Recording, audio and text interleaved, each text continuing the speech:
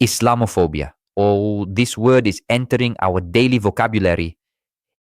It is a neologism, a term that is being used more and more frequently. But if you truly want to understand the world that stands behind this word, you will also begin to understand the power that words have in shaping our lives, and even in shaping reality itself. A voice crying in the wilderness. Let us begin with the facts. The European Union funds studies to investigate what is happening in the realm of so-called Islamophobia. These studies often conclude that there is a widespread and growing Islamophobia. Newspapers report it. The term becomes associated with racism, xenophobia, and other discriminatory ideologies or behaviors. And gradually, its use is normalized. Yet, it is a word that ought to be scratched beneath the surface, examined in its deeper linguistic roots. Consider this. Words ending in phobia originally referred to pathological fears. Irrational associations of fear with objects or situations that should not provoke fear. Arachnophobia, fear of spiders. Agoraphobia, fear of open spaces, of the agora. Claustrophobia, fear of confined spaces. Thalassophobia, fear of deep waters. These were understood as irrational fears, studied within psychology and psychiatry. And linguistically, the suffix phobia carried that meaning. So far, so clear. But when we speak of Islamophobia today, we are not imagining someone seeing Muhammad in the street and running away in terror. Between that original linguistic meaning and the contemporary term Islamophobia lies a fascinating shift. And the roots of that shift begin with another word, xenophobia. The word xenophobia emerged in early 20th century France. It is often attributed to Anatole France during the climate surrounding the Dreyfus Affair. A Jewish officer loyal to France had been falsely accused and condemned largely because he was Jewish. The affair stirred nationalist tensions and strengthened Zionist movements. In that context, the term xenophobia, fear of the foreigner, was used.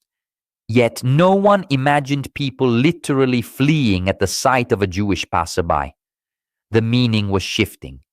It began to signify discriminatory attitudes rather than clinical fear.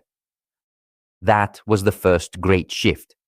The transformation became complete in 1969, when the psychologist George Weinberg coined the term homophobia. Today, everyone believes they understand what homophobia means. It refers to discrimination against homosexual individuals. Notice what happened. A word rooted in fear became a word describing discriminatory hostility. In the 1960s, homosexuality was still classified in the DSM as a psychiatric disorder. It was listed among mental disturbances. Through activism and through the strategic use of the term homophobia out, the framework was reversed. Homosexuality was removed from the DSM. Observe the mechanism carefully. Previously, the homosexual individual had been regarded as the problem. After the linguistic shift, the problem became the one who discriminated. The accused became the accuser. The condemned became the victim. This was not merely semantic. It was political. A linguistic tool became an instrument of cultural transformation. In subsequent decades, the mechanism multiplied, though transphobia, fatphobia, Russophobia during the Russia-Ukraine conflict. Again, no one imagines people running from Dmitry in panic. The word signals discrimination against Russians. The suffix no longer denotes fear. It denotes moral condemnation. Now we arrive at Islamophobia. There are documented discussions, including analyses of Islamist political movements such as the Muslim Brotherhood, indicating strategic use of language in Western discourse. The Muslim Brotherhood is not merely a religious group. It is a political movement seeking the implementation of Islamic governance. It has clashed with other Muslim-majority states precisely because of its political ambitions. If criticism of radical Islamist ideology is labeled Islamophobia, then criticism itself becomes morally suspect. The critic becomes the aggressor. The political actor becomes the victim. This is the power of the word. It disarms opposition. It reframes debate. We live in an age of hybrid warfare. Yes, there are still tanks and aircraft carriers, but there are also narratives. There are terms carefully deployed. Language is a battlefield. When institutions adopt the term Islamophobia without careful distinction, one must ask, do they misunderstand the mechanism, or are they participating in it?